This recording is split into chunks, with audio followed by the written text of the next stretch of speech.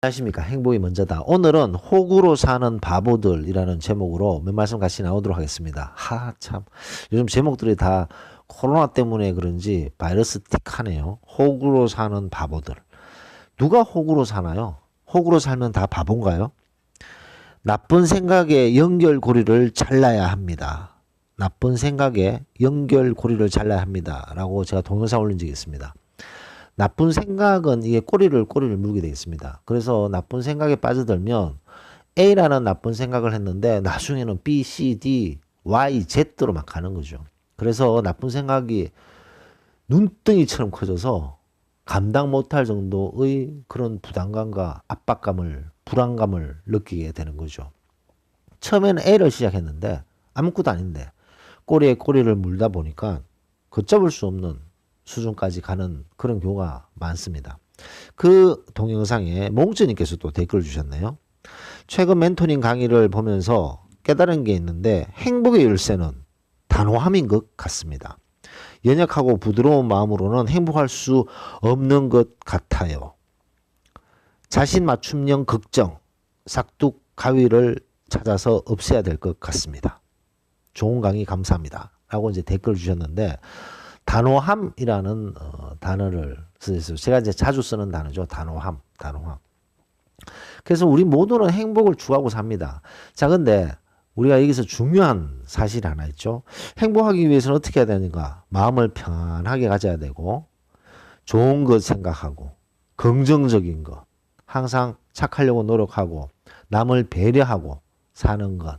그러면서 남들과 더불어서 서로 의지하면서 서로 도움을 주고 서로 용기를 북돋워 주면서 사는 것이 행복한 삶이 되겠죠.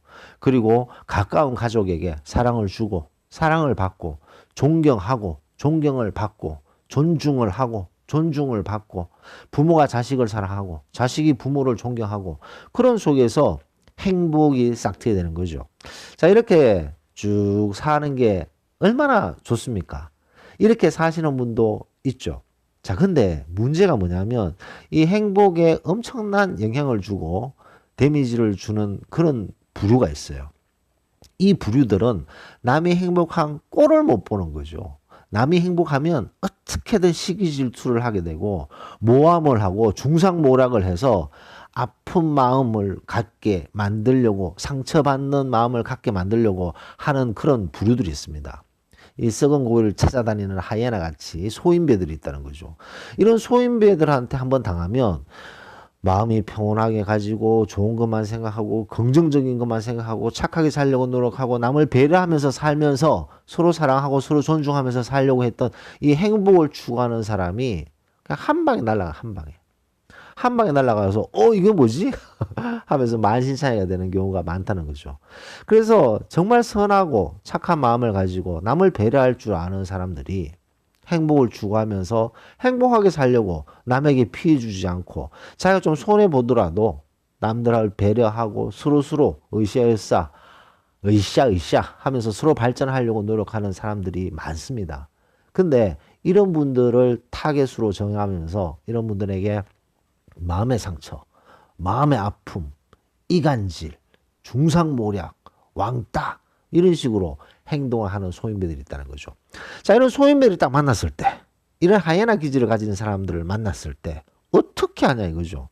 그때 똑같이 마음을 편안하게 가지고 좋은 게 좋은 거고 내 탓이다 생각하고 긍정적으로 생각하고 착하게 살려고 하고 그 하이에나도 배려하면서 살겠다. 이런 어떤 그 뭐랄까 공허한 메아리 소리에 생각되어서 그렇게 행동을 하면요. 호구가 됩니다. 호구.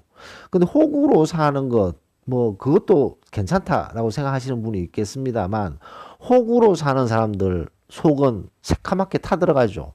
그리고 본인뿐만 아니라 그 자식들도 비슷하게 행동을 하는 거죠. 남한테 당해도 그냥 오른뺨을 맞으면 왼뺨을 내놔라. 뭐 이런 식의 이제 생각들을 하게 되면 호구가 되는 겁니다. 완전히 그 하이에나 소인배의 먹잇감이 되는 거죠. 먹잇감. 자, 그렇다면 우리가 마음을 편안해 가지고 좋은 것을 생각하고 긍정적으로 생각하고 착하게 살려고 노력하고 배려를 하면서 살아가고 서로 사랑하고 존중하는 마음을 가지면서 살되 소인배를 만났을 때 하이에나 기질을 가졌는 소인배를 만났을 때는 그때는 단호함을 보여야 됩니다.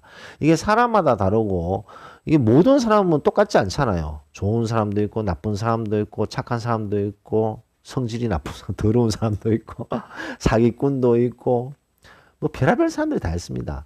자, 근데 이 나쁜 기질을 가졌는 완전 소인배 기질을 가졌는 그 어떻게든 자기 이익것만 생각하고 남이 어떤 상처를 받든 아픔을 받든 개의치 않고 본인만 생각하고 남들의 행복하게 하고 기뻐하는 모습에 시기 질투하고 중상모략하는 그런 인간들 앞에서 단호하지 않으면 낭패를 본다는 거죠. 근데 이 단호함 행동, 아, 이런 행동 하지 마. 나 이런 행동이 싫어. 이런 행동은 내 앞에서 안 하는 것이 좋겠어. 이렇게 단호한 행동, 단호한 말을 해본 적이 없는 사람들이 많다는 거죠. 그냥 속으로 끙끙 앓고 할 말 못하고 그냥 이러다 말지 뭐 내가 참아야지 그런 식으로 행동하다 보면 그 소인배 하이에나의 강도는 점점 커지게 되고 남이 상처를 받든 아픔을 받든 개의치 않는 거죠. 그렇게 파상 공격을 당하고 나면 불안장애도 생기고 공황장애도 생기고 우울증도 생기고 그렇게 아파하는 사람들이 많다는 겁니다.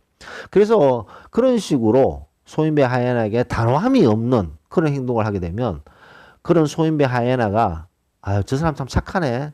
저 사람 참 말도 이렇게 참으려고 하고 말도 잘 안 하고 내가 이렇게 나쁜 짓을 해도 참 착한 사람이네. 그렇게 생각 안 합니다. 제가 아주 호구네. 라고 생각하는 거죠. 호구로 행동하는 바보네.